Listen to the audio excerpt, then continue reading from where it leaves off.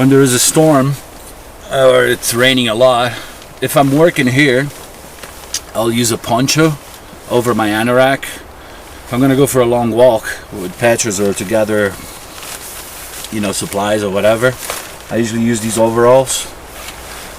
This is a high wind and waterproof, not just resistant.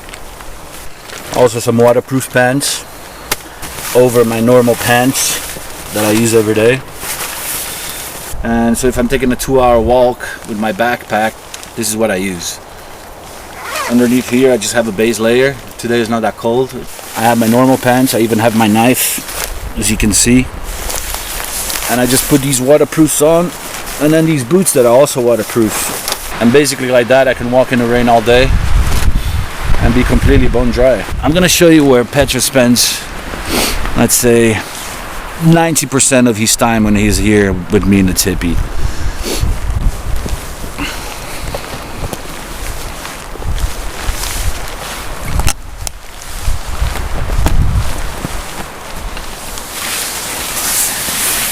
Hello, mister. Cozy. Just wanted to show the people where you are because they keep wondering where you are.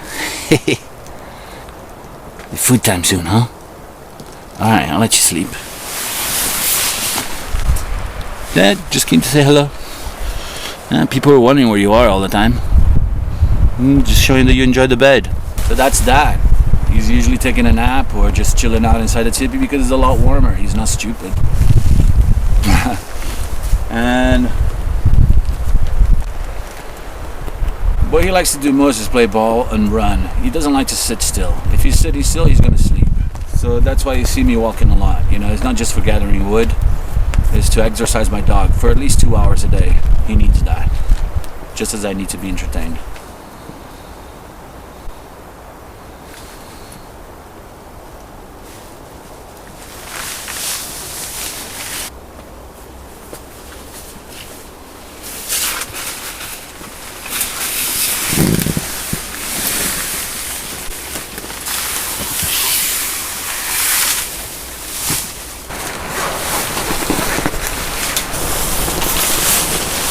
Very windy outside, Peps.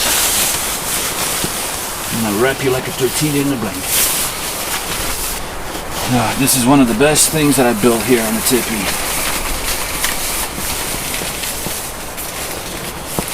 Our clothes dryer. You know what? I'm gonna close this. It's freaking cold. -2. It's 2+, but with the wind it's about -2, -4. Yeah, I'm up there.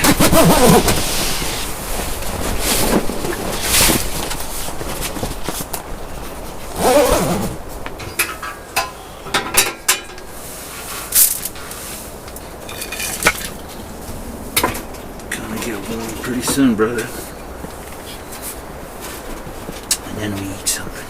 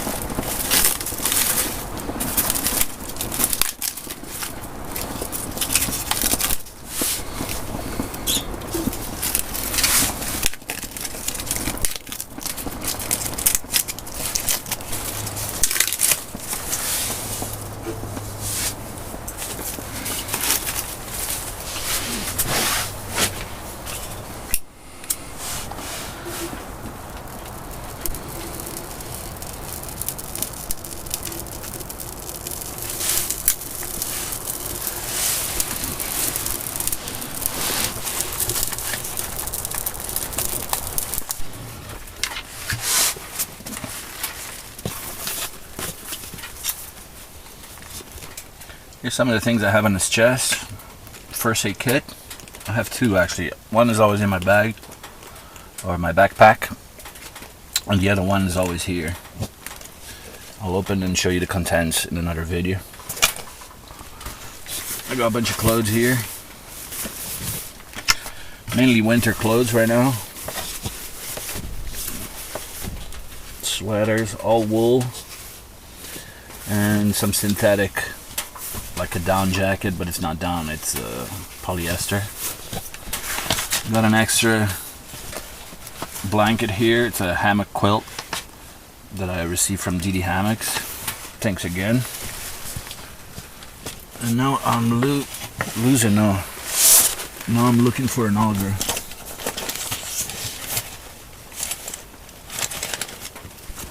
It can get pretty humid inside the tipi if I don't have a fire on during the day. So all my books are on waterproof bags. And so are my tools, or at least most of them.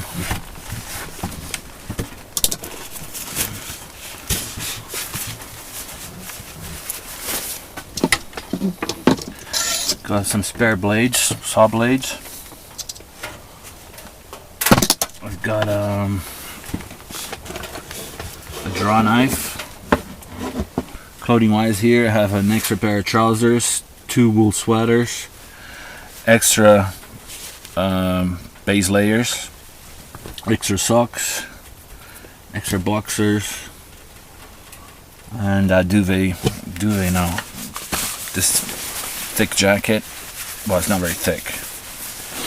And my winter jacket lays behind my bed, underneath the sheets, together with my snow pants.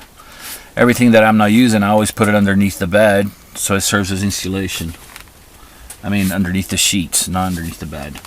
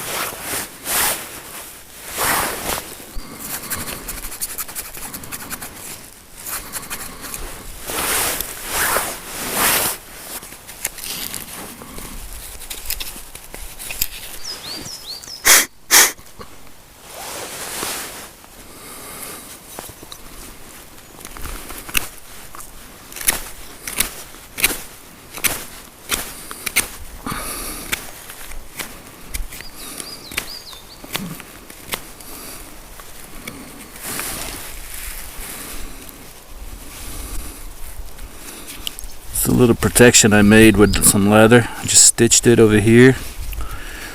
Double layers of kangaroo leather, and it's to avoid me cutting my thumb when I cut towards it, like so.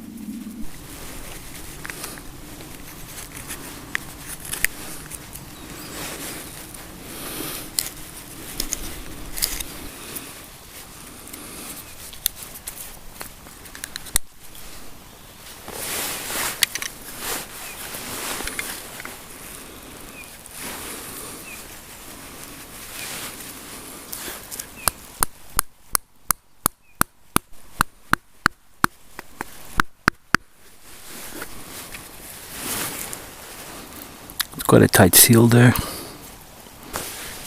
What's up, Bips? Hey, bored? I'll play with you soon, boy.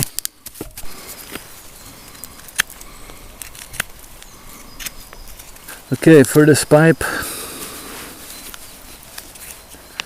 I've chosen an amber bit. You can make it out of wood, but these are some leftovers I have from old corn pipes. And they easily look good with the color of the birch. Let's see. Yeah, perfect. Okay. Let's test it.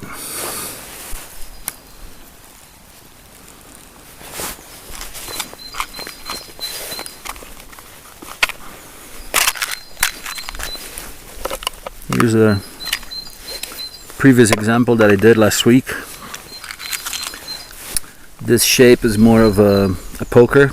I call it a bush poker or the bushman's poker. Also has an amber an amber bit. A little windproof little thing here.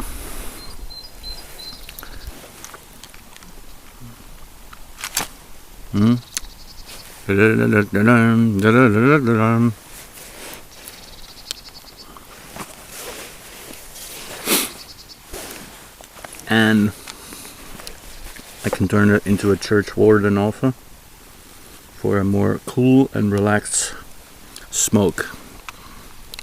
Plus you get to look like a hobbit.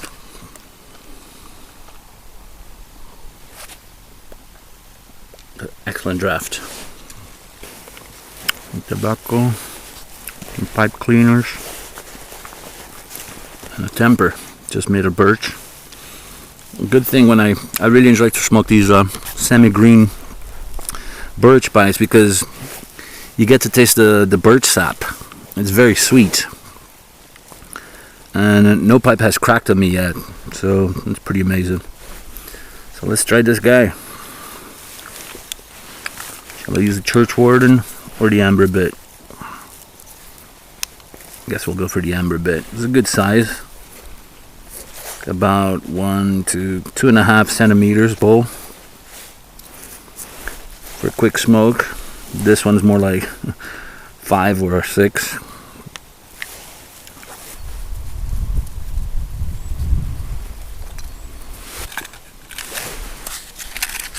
Moment of truth.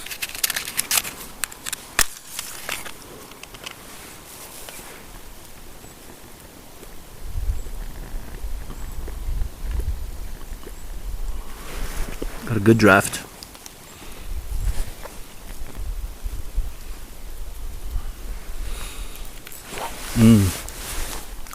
It's excellent sweet taste.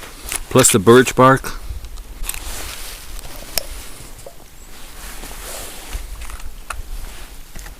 Supposed to do the char light, but it's ready to go. Got excellent draft.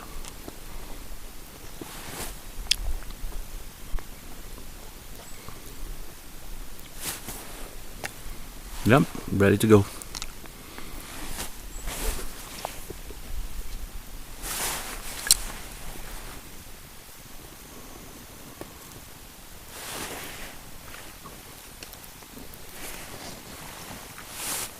So I make some space here, and I'm going to show you my other pipes that I've been making.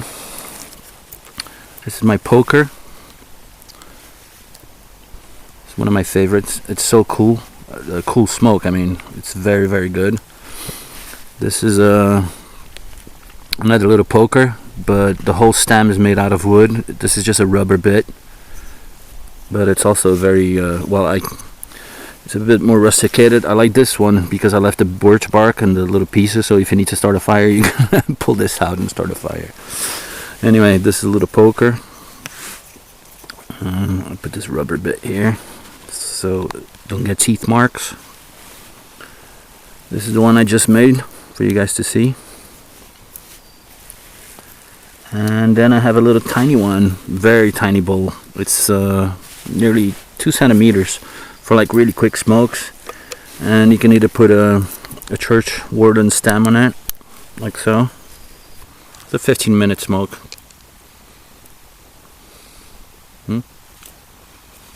Entertaining myself in the tipi. So this is my collection so far.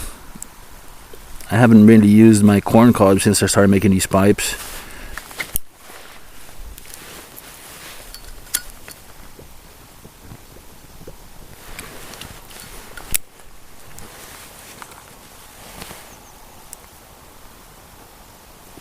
And no, I don't inhale, in case you're wondering.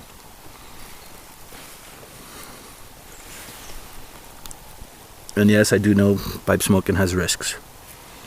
But so does eating, so does living, so does anything.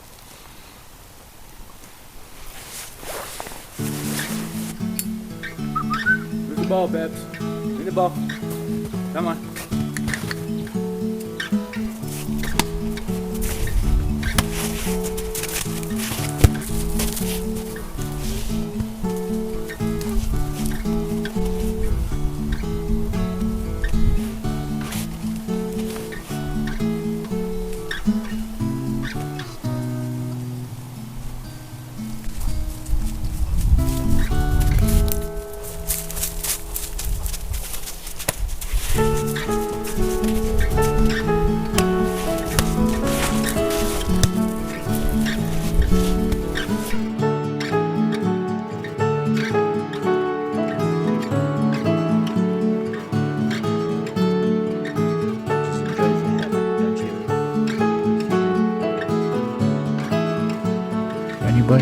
You like the hammock? Pretty good, huh? Man, you look so sleepy. Let's stick it up. Half an hour. And we're back in business, eh? Good stuff.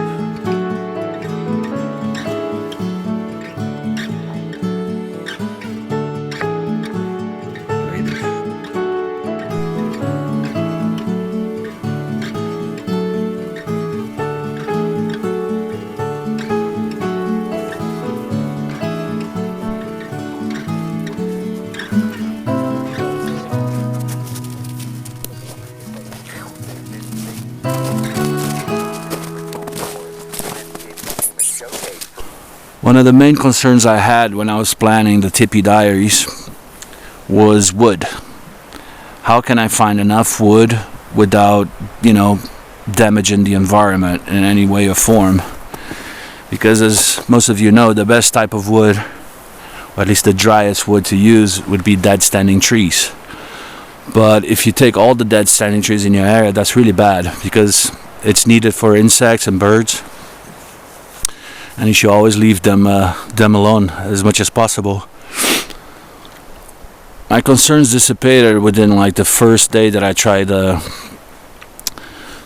stove in a tipi. When I realized that I can get the inside temperature up to 30 degrees Celsius, straight away I knew that I could use even wood that was laying on the floor. As long as it was well split, it would dry within a day or two in that temperature. And that's what I've been doing. So 95% of the wood that has been consumed in the Tipi Diary series has come just above the floor. It's just You know, that wood is also important because eventually it rots and feeds the soil, which eventually feeds the other trees. But there's a lot more of wood on the floor than dead standing trees. So it's good to think about these things. If you're only going to use dead standing trees, then you have to move camp. You can't deplete, or you can, but you're going to destroy that area, or you're going to, you're going to finish the resources. And if you're planning something similar to me, I think the responsible way to do it is by using wood that is on the floor. So you need a good stove to be able to dry that wood, because your tipi basically becomes a dry room. If you want to use just dead standing trees for your fires, then the best practice is to move camp, every 2 or 3 days. Here's a perfect example of a dead standing tree that measures about 30 meters. It has been consumed by some insects, but it's still very solid. It's a perfect candidate for harvesting. But like I said, you don't want to take many of these. So it's best to use wood that is just above the floor and save these for emergencies. So what I've been using is anything that is off the ground and it's been dead for a while, be it a twig or a log, will become firewood through my drying process. Perfect example here. So behind me, this is the effect of the past storms we had this winter. The thinner the forest becomes, the more likely other trees are going to fall because they're not as protected as they would be in a dense forest. And this is kind of the depressing sight that you have to see after storms, We're up in the north, the days are very short, so it takes a long time for these trees to grow. It's always a shame when you see excess cutting of trees. I'm not a forestry expert. I don't know how to manage it. I don't know anything about it. One thing I do know about is this. Once you have a beautiful forest and you cut all the trees and you live just 5 or 6, that just doesn't feel good. It doesn't feel right. I guess the bird agrees with me.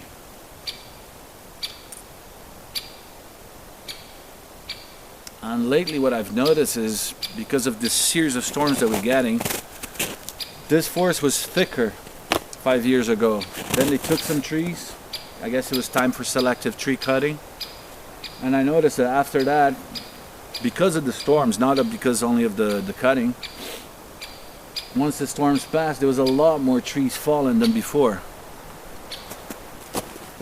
This is the product of the 4 storms that we had this past winter.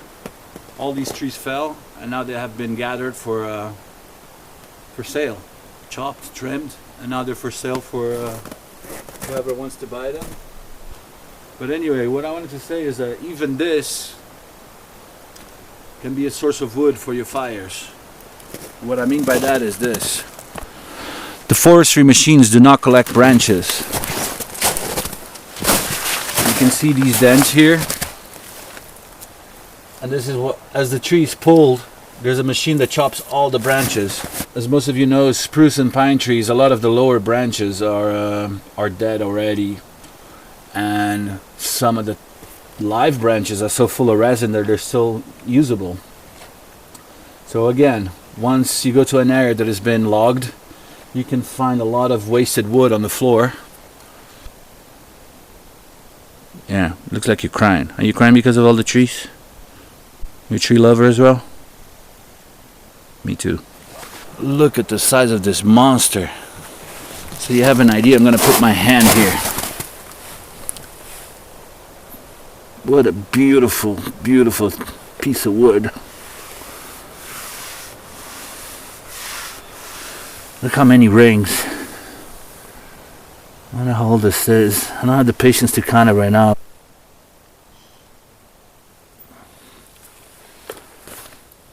Always makes me sad for some reason. Feels like such a waste.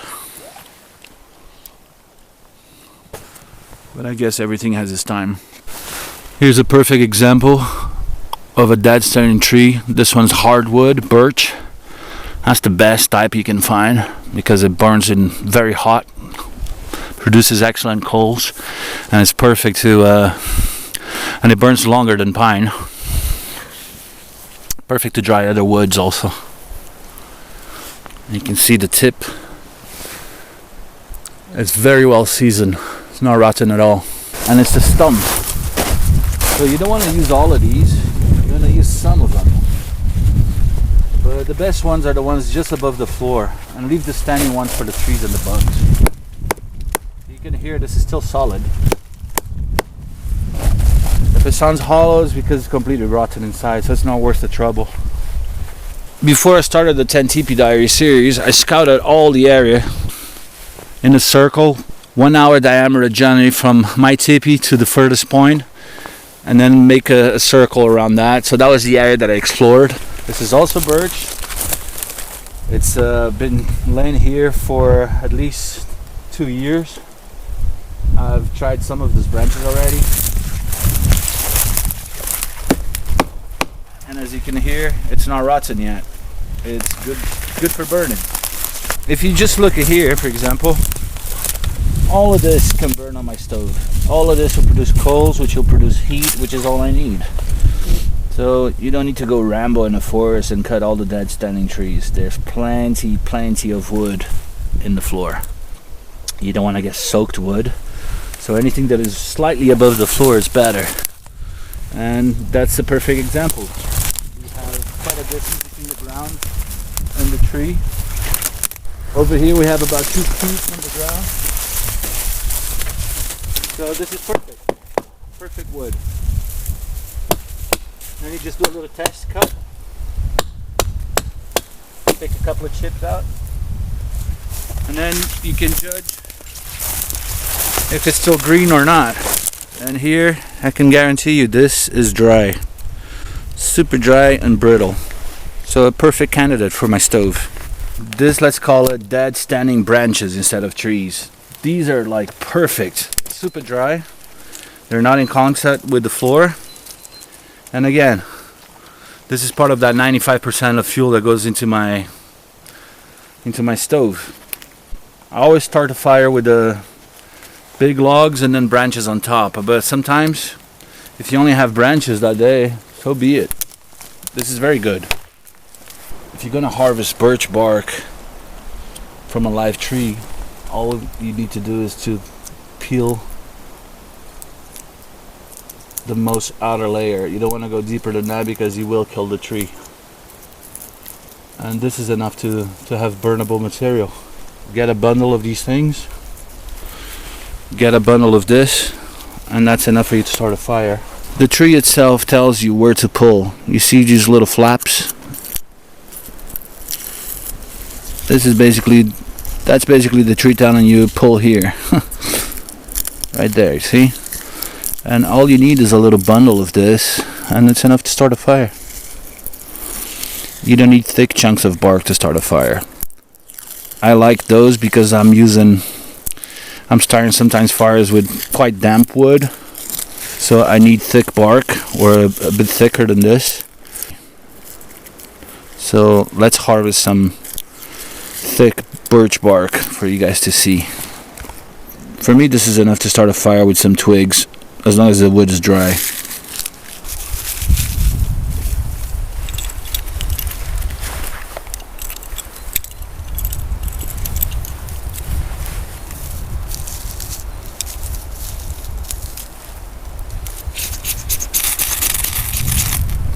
See? It's enough. Don't need more than this.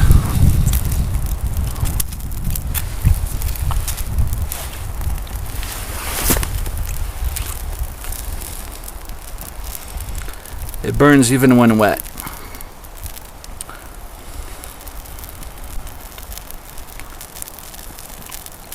I'm always amazed how nature takes care of people if we only know what to look for. No matter where you are on Earth, you have exactly what you need to survive. So up here, since it's a very cold country, I mean we're up north obviously, there's birch trees everywhere that can save your life. So Mother Nature really does provide for us. So here you can see some birch that I collected before. This is another excellent candidate for the stove, both the wood and the birch. And like I said, you can find lots of these around, so there's no point cutting standing trees. So now I'm going to show you how I harvest this.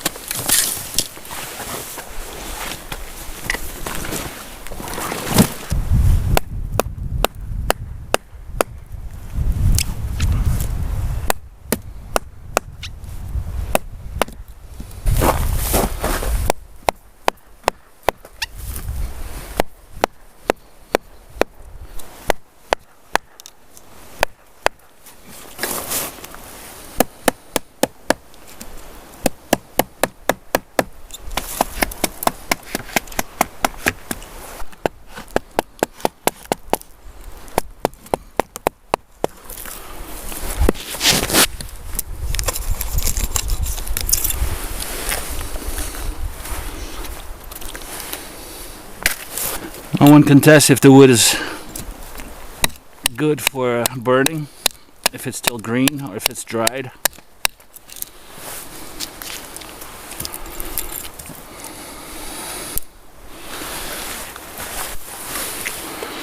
How well seasoned it is.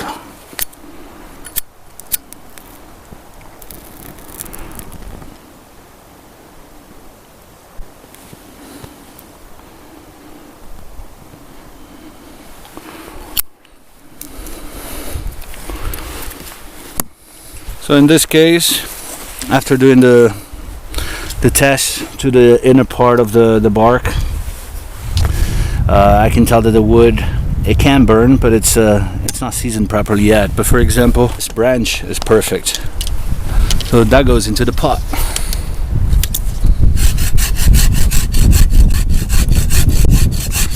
This is hardwood, makes excellent coals.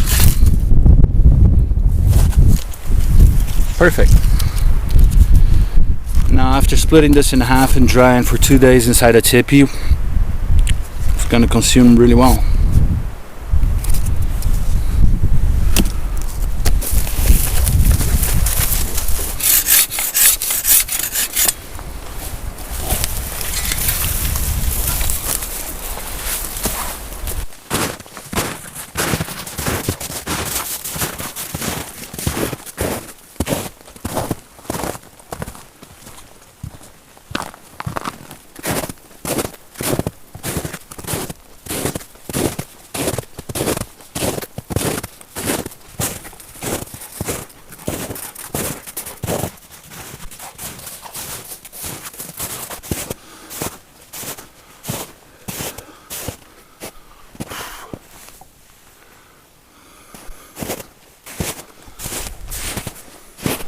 This is one of my favorite times in the year.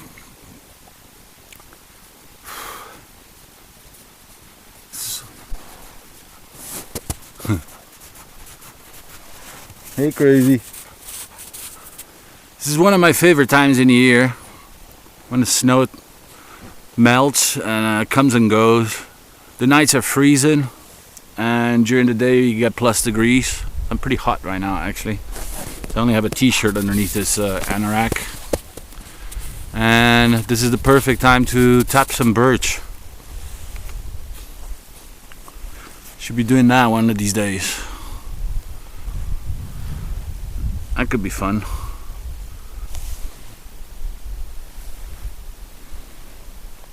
Cool.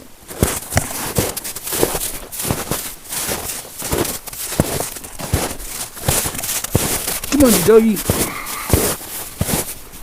Nice, nice.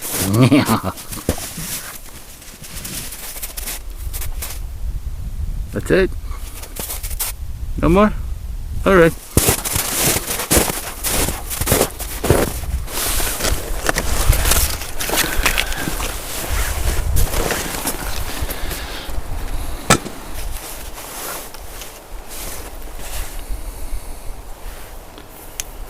I was given this by Bushcraft Essentials to test. It's a fire piston. It's available at bushcraftessentials.com. It's a pretty cool little tool. Here you have a compartment where you have some char cloth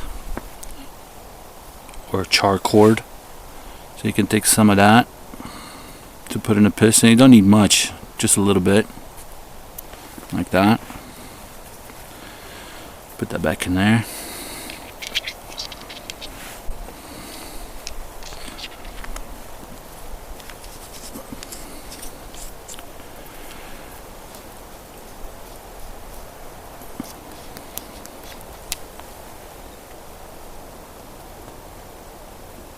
That's the chamber where the ignition takes place.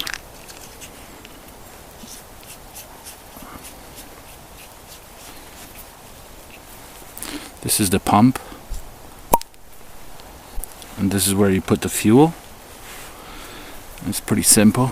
You just place it right here, like so.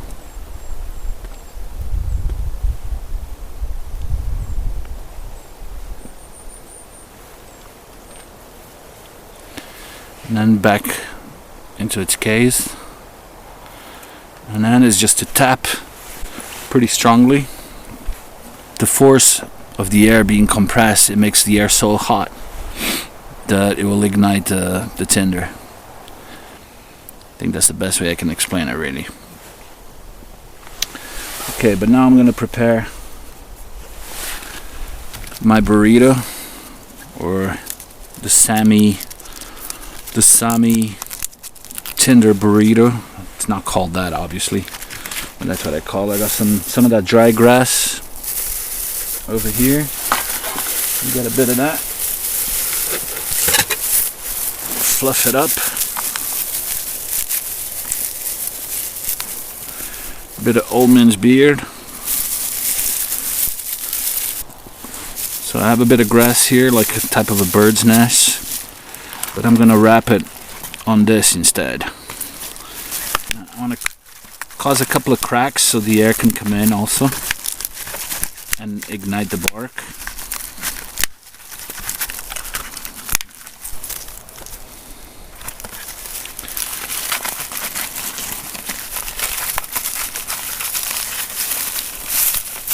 Make sure I make a little bed for the coal.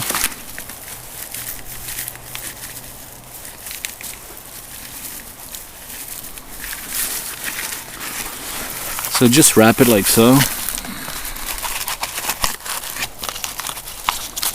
Not much to it, really. This is where I'm going to place my coal. So put that here.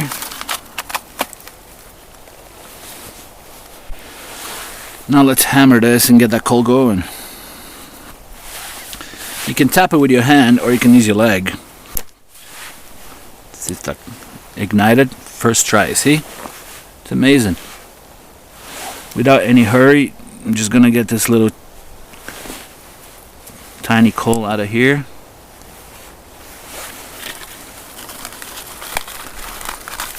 Place it on my tinder bundle. No rush. And now it's time to feed some oxygen into it. The wind's coming from there, so I'm going to use that to my advantage.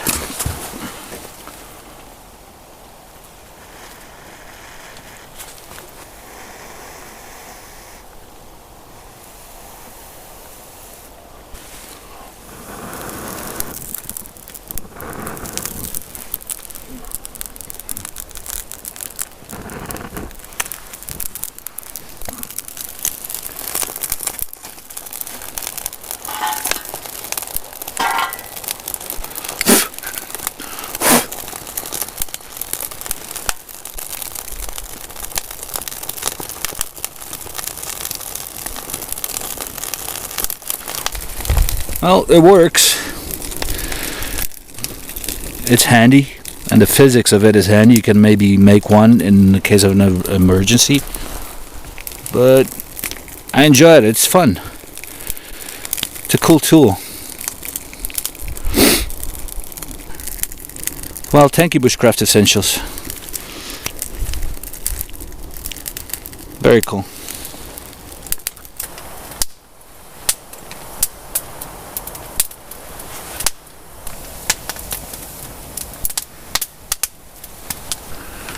I entered a competition for the Danish Pipe Shop, and I'm happy to say I won. Yeah! Together with 2 other people, I got to win one of their new tobaccos, and my wife just dropped the package. So let's open this package. Thank you so much, guys. Virginia flake with black Cavendish. #1 brown sugar flake. That sounds yummy. Thank you so much for this gift, guys. Let's try this. Definitely smells like a Virginia. It's a flake, so I'm gonna prepare this, let it air for a bit, maybe get some of that moisture out, which would probably be impossible here. But yeah, I'm gonna try this little flake on my pipe, maybe 2.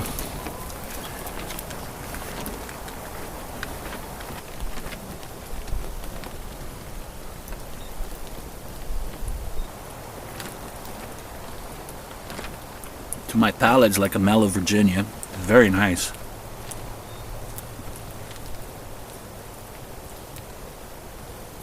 Slightly sweet without being sickening.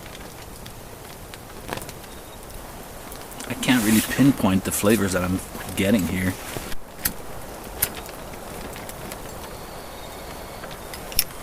I can tell you one thing.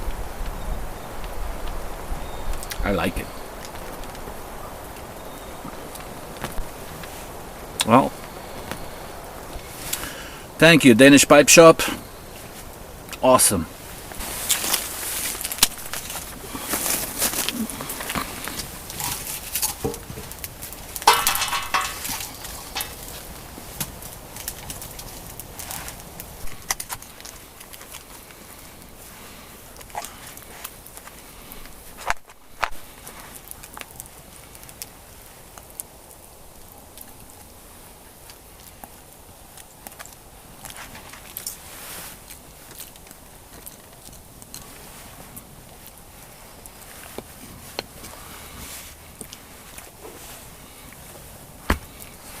I'm going to cook my chicken on my wood dry rack. This is something I made in the beginning of the Tipi Diaries, but I never showed you guys. It's just a little gadget for me to dry the wood. And I'm going to show you soon how to do that.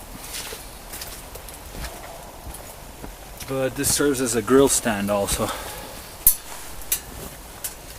As you'll see in a second.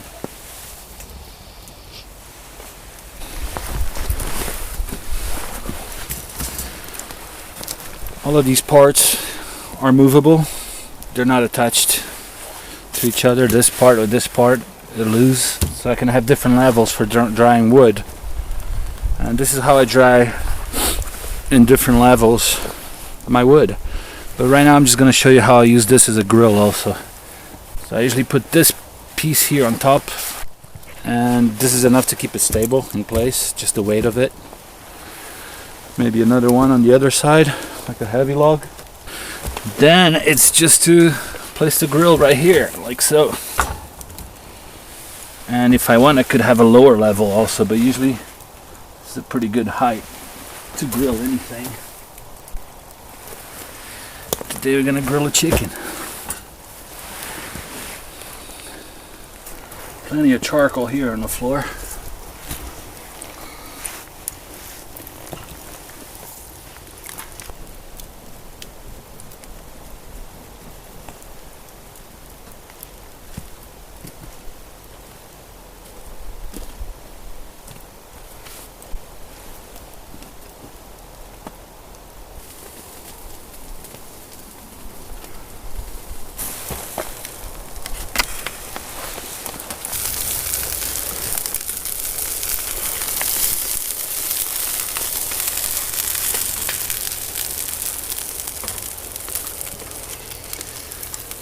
It's looking so good.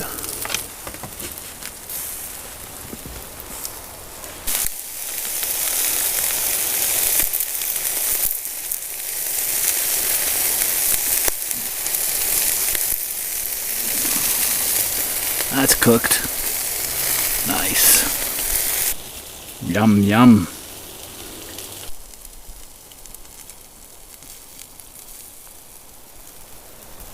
I could only describe the smell, oh, so good. What you think, so boy? Winner, winner, chicken dinner.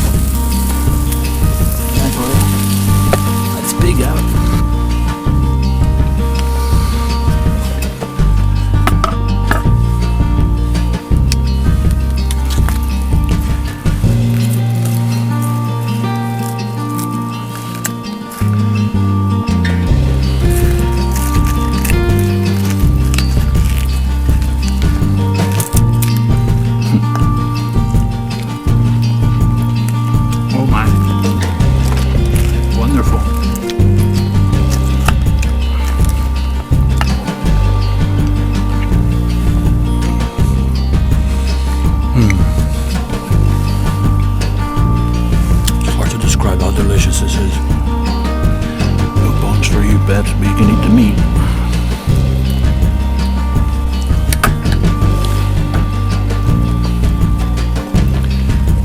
Think of that.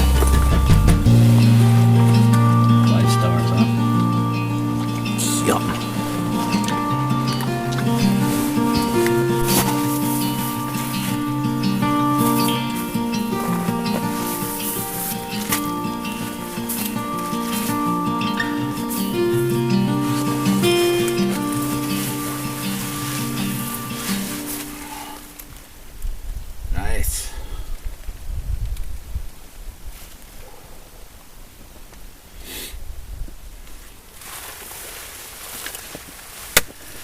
What I love about spruce boughs is the wonderful smell they have, and drinking tea from this is just super good.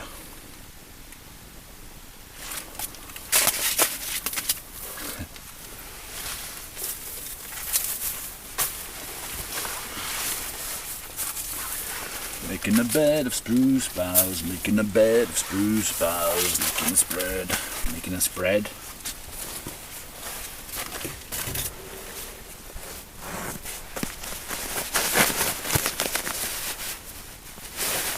Oh, cool. This is the DDD mesh hammock.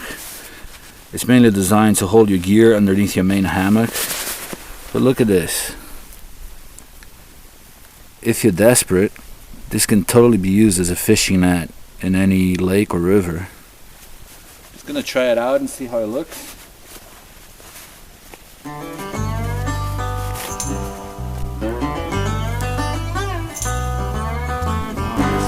Generous cordage that comes with it. Pretty long. I'd say 10 meters probably.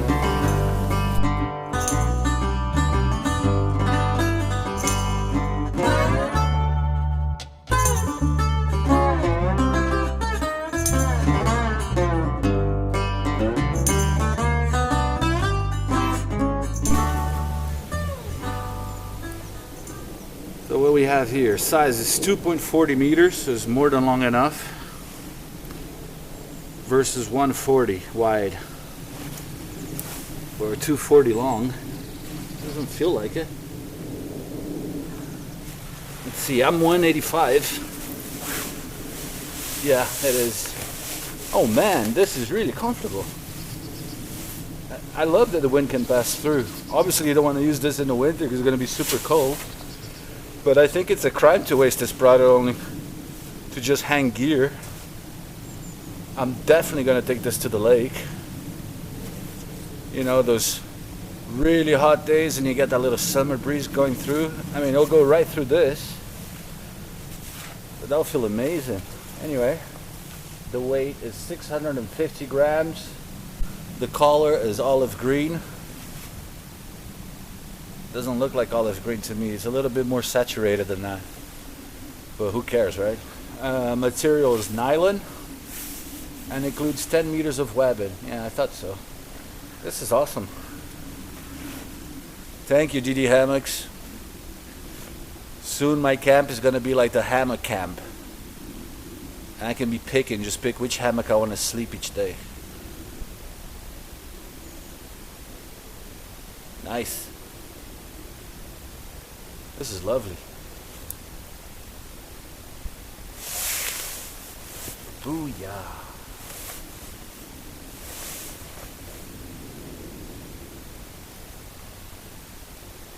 As you guys know, from the beginning of the series, I've been using this to avoid the ground here to get burnt underneath and cause a root fire. But I just read something on the S.A.S book, which is really cool, and I'm gonna try and do it right here.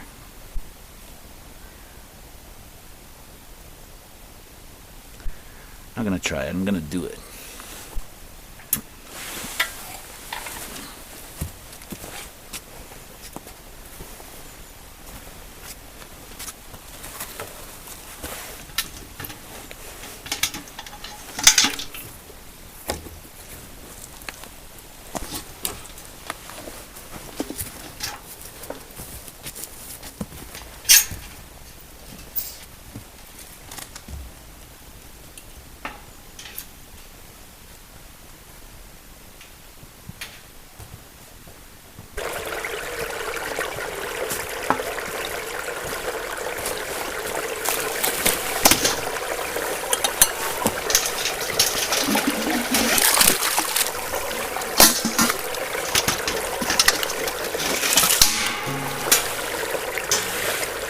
Anyone want to play frisbee?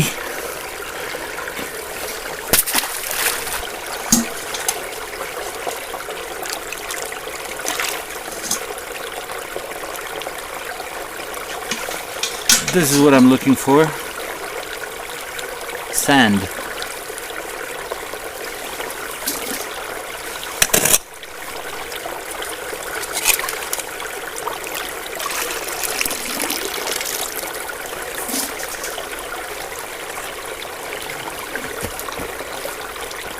Gonna be more work than I bargained for.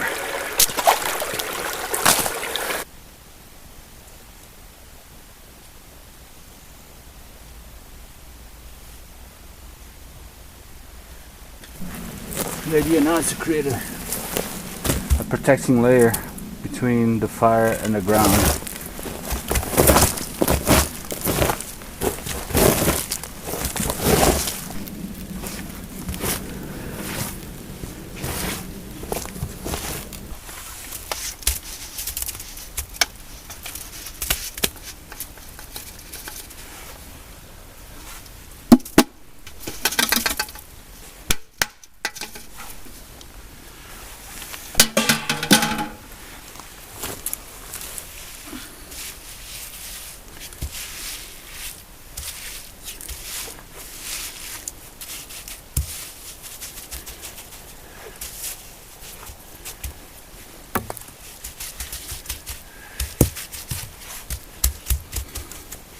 This floor acts a little bit like a pipe.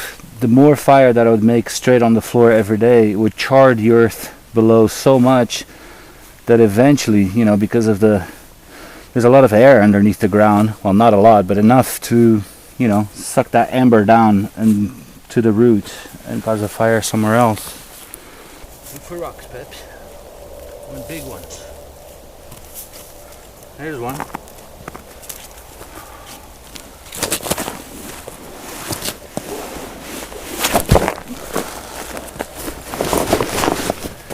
We got about 5 rocks. I want around 10. That's a good one. You don't want to collect river stones because they will be full of water inside, and as it heats up, they can explode on you, and you can get a sharp fragment on your eye or something. This cheap green army bag has paid its weight in gold already. Oh, it's have about 50 kilos here.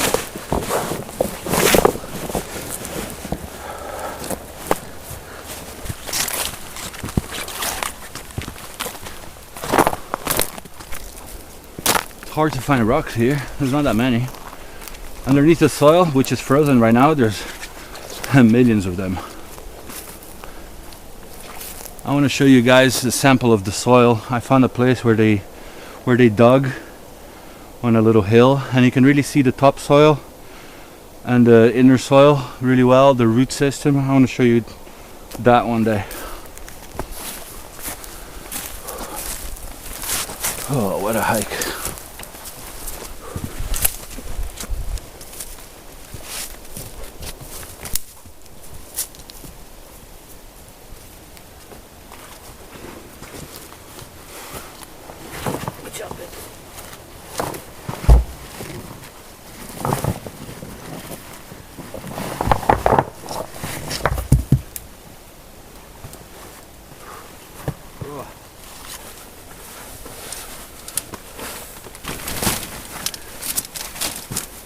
Come on, Pips. There you go, buddy.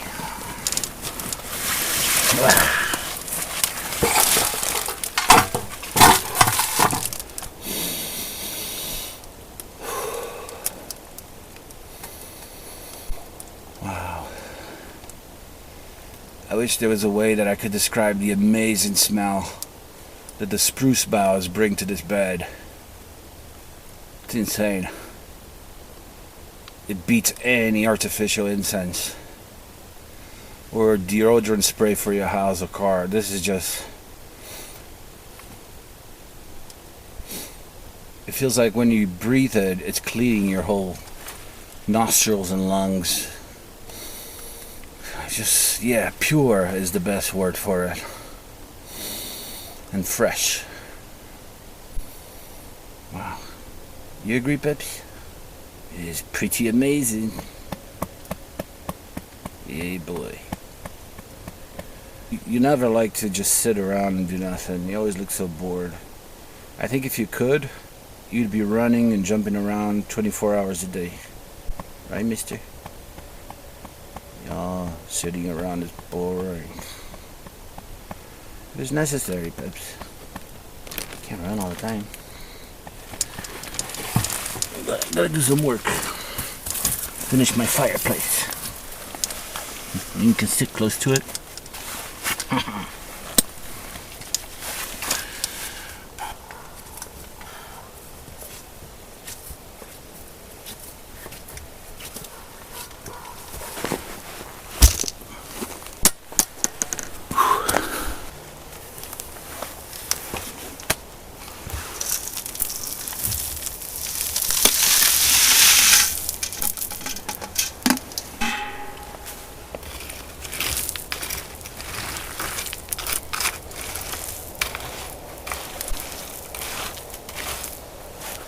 Trying to spread an area as big as the metal plate that was here before.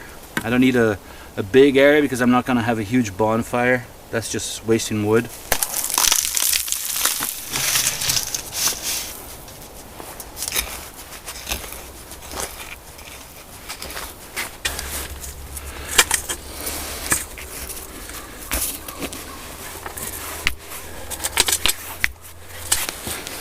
So this is another preventive layer. Really don't want to cause an underground fire. That's the last thing I want. I'm happy for doing this because like this I'm going to be able to clean my metal dish that was here and start cooking on it because it's a great tool for cooking. A little too big for one person, but still, it's fun to cook on it. But you can imagine frying an egg in a massive thing like that is ridiculous.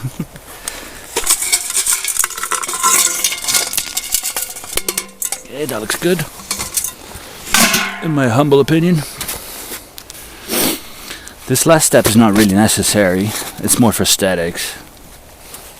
And it does protect a little bit, but not much, from the wind. You know, if the wind comes, sparks will still fly away, but they did the same thing in the dish and it was fine.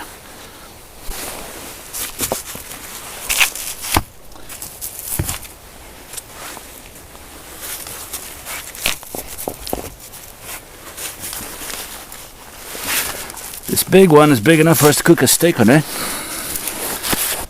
So I want to place it in an angle where this side is facing the fire. And then I can place it here and it will cook. Or at least that's the idea.